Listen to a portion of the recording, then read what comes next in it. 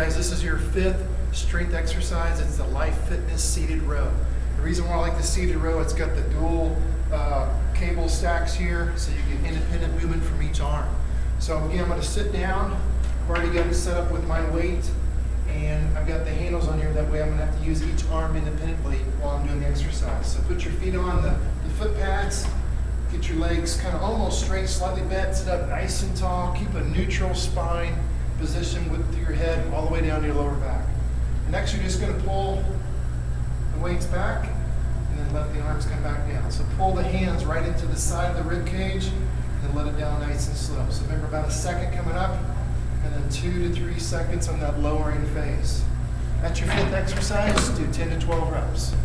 Hey guys, this is strength exercise number 6. This whole unit is called the multi-cable unit. And what we're going to be doing now is the rope cable pushdown. You can hook it on to either side, even on the other side of this machine, you can hook it on it right there.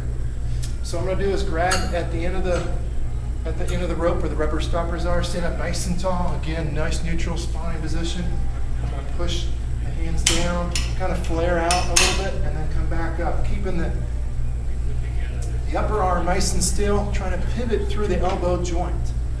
Come down, and lowering the weight is when you want to have that slow movement.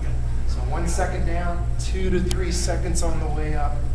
That's your 6th exercise. Hey guys, this is strength exercise number 7. I'm in the dumbbell room, so we got plenty of dumbbells because we're going to do actually something called the single leg dumbbell bicep curl. And single leg is an option. So have the hands out here at a carry angle. You're going to bring the dumbbells up and then back down.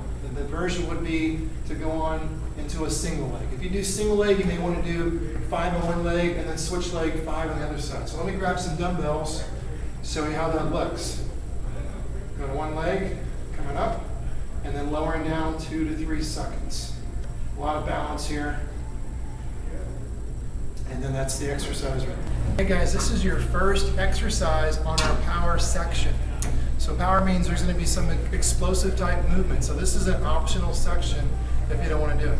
So this one's called a squat to a stand with a medicine ball toss and catch. I'm going to demonstrate it for you. So for power, probably it's going to be like doing 6 to 8 reps. That's all you need to do for power. So grab the medicine ball so it's just underneath your chin. You're going to squat. As you come up, you're going to throw, toss and catch, and then try to get a nice rhythmic action. Whole body. A little bit of coordination and timing as well. That's your first exercise in the power segment. Hey guys, this is your second exercise in the power segment. So it's the jump rope. I know not too many people like to do the jump rope, but it's a little challenging because of the coordination. It does take a little bit of power. But let me demonstrate a couple different movements. Okay, so we've got jump ropes. Hold the handles here. I'm going to go ahead and just kind of do like a hop and a stop. Hop and a stop. That's kind of an easy way, a beginner way to start.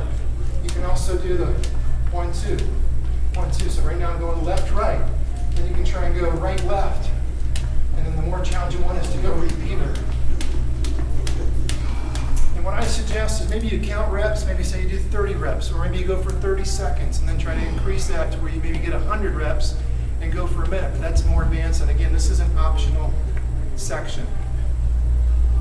Hey guys, this is your first exercise on the cardiovascular segment. So this is the machine that not too many people ever use. It's called the 1650 LE Stairmaster.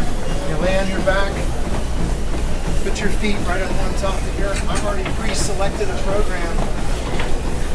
So I'm laying back here. There's a little lip where I'm actually going to be kind of held up.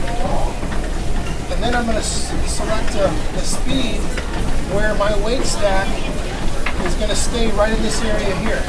So if you keep hitting the top, boom, boom, boom, boom, you need to select a speed where you're going to be able to stay more in the middle. Now if you can't go fast enough, you'll hear it bang like that, which most people, they do that and they quit. So you got to get it going pretty quick first. And then once you do get it going, then you're just going to kind of hang out right here in the middle. The more resistance, it's harder. With the heavier weight stack and the higher speeds, they're making it more challenging. So get a fitness instructor to help you out how to use it. It's a really good piece of equipment. Hey guys, this is your second exercise on the cardiovascular segment. This is the treadmill. We've got plenty of treadmills to choose from. And if you've never used one, definitely get a fitness instructor to help you how to use it. If you've been using it, this may be a different way to use it, where you're going to actually walk for 5 minutes and then go into a jog for 2 minutes and kind of keep doing that interval segment on the treadmill.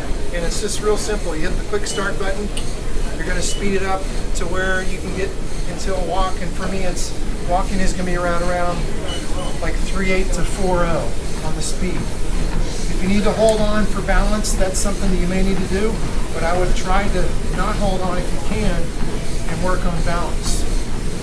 So this is my walking speed. I've done that for 5 minutes, and I'm going to a little bit of a jog. So I'm going to probably bump it up to like a 6 or a 7 mile per hour speed. So this is actually 7. It's not real fast.